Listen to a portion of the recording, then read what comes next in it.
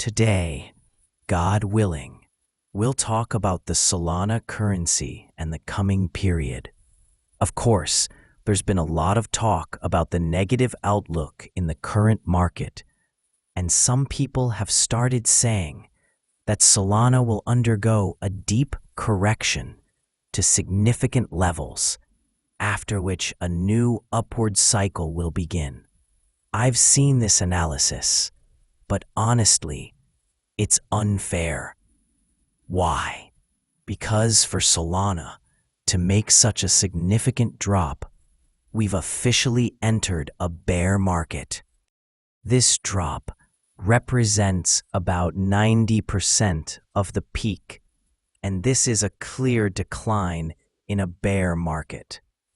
Those who say we're entering a bear market because of Solana must understand that Solana won't fall on its own while the market continues to rise.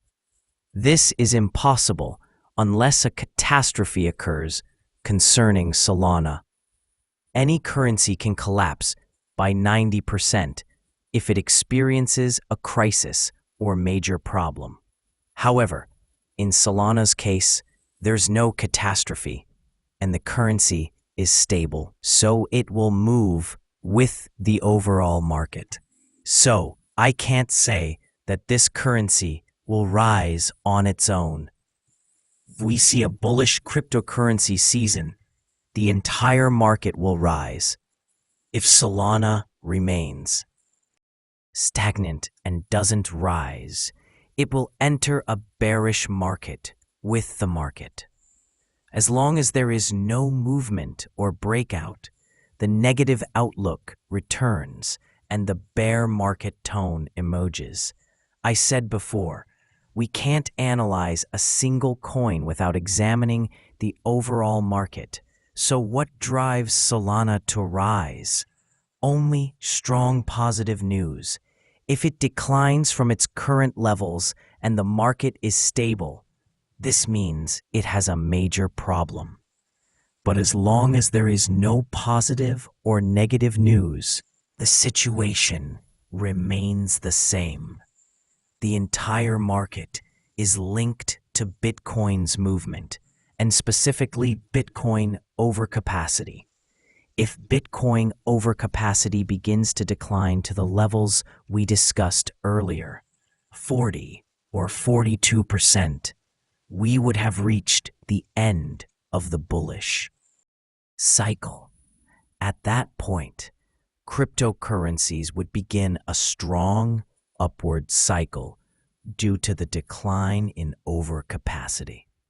However, so far, the decline in overcapacity hasn't had a significant impact on the market. What happened was that only the major currencies benefited. The next stage, when the takeover continues, will see strong movement. Also, Bitcoin hasn't reached its peak yet. We've talked a lot about technical targets, the 130, 135, and $140,000 areas. We can't yet say this is Bitcoin's peak. Given positive news, such as the US's recognition of cryptocurrencies and the enactment of its own laws, Bitcoin still has a long way to go. Bitcoin's long-term target could be above $200,000 in the large ascending channel. Even if it reaches 150,000 or 170,000, we might begin to suspect this is the end. But for now, Bitcoin still has time and room to rise. As for the takeover, it hasn't yet experienced a significant decline that proves we've truly entered a bear market. What happened in 2017 and what happened in 2021 is bound to happen again. We're likely to see a significant decline in the takeover, but currently we're still at the beginning. It's always best to remember that the cryptocurrency market doesn't move randomly, and each currency is linked to the overall market movement, especially Bitcoin's movement and dominance. Solana doesn't have any catastrophic or fatal negative news, and therefore its fate remains tied to the fate of the market as a whole. It's still too early to say this is the end, and the road ahead is full of opportunities and potential upside.